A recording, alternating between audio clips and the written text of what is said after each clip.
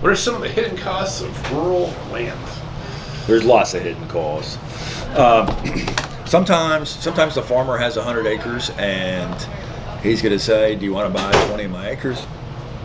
You got to survey that off, and he's probably expecting you to pay the survey. A lot of times with rural land, for whatever reason, the sellers are too cheap and they don't pay for the surveys themselves. And so there's some old stuff here, and it is certainly title insurance company, your closing attorney, your real estate broker, everybody's going to, your lender, a lot of people are going to say, you need a survey. Surveys are not cheap. I mean, we've done a bunch of surveys this week. Our average has probably been about $7,000. So, and I did another one last month. It was $27,000. So, you know, survey is not cheap, but so that you need to be aware of. The other thing you need, excuse me, you need to be aware of is what kind of dirt do we have, the soils evaluation. So you're buying this 50 acres as an investment.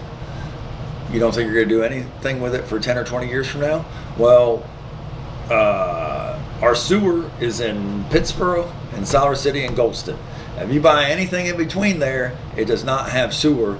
So your soils evaluation is the perfect thing. Even if you don't plan on building on it in the next 2 to 3 years, the dirt's not going to change. You want to get those soils evaluated so you know what you're working with for future septic. Sometimes you have access, but you don't have good access. You got to throw some money at some people. You have a 10-foot easement, you want a 60-foot easement. You have a 30-foot easement, you want a 60-foot easement. You got to go to the neighbors and say, hey, for $5,000, will you give me a 60-foot easement? So that's part of it. We have videos on how much it costs to clear land. It's not cheap to clear land. And so you might have to do some of that. Along those routes, we've talked about trees. Trees will fall down all the time. I think I said, if a tree falls down in my pasture, my hay guy will do it, that's good.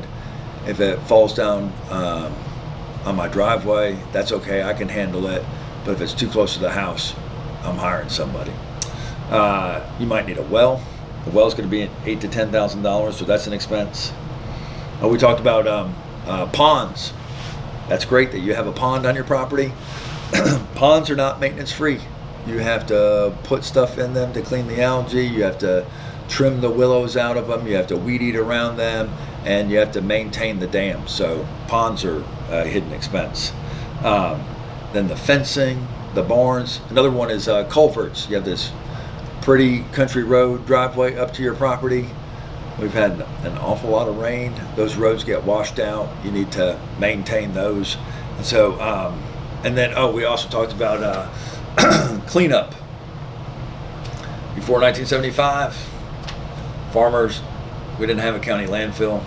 Farmers didn't go to the dump. They had a hole in their property. The washer and dryer went on the fritz. The dishwasher doesn't work anymore. They pulled it out. They weren't taking it to a landfill. They were throwing it in a hole. That gets covered in vines and kudzu. You don't know about it, but you end up buying the property. That might be something that you want to clean up. So a little bit of hidden costs. Make sure you talk to your real estate broker about the hidden costs of buying rural property.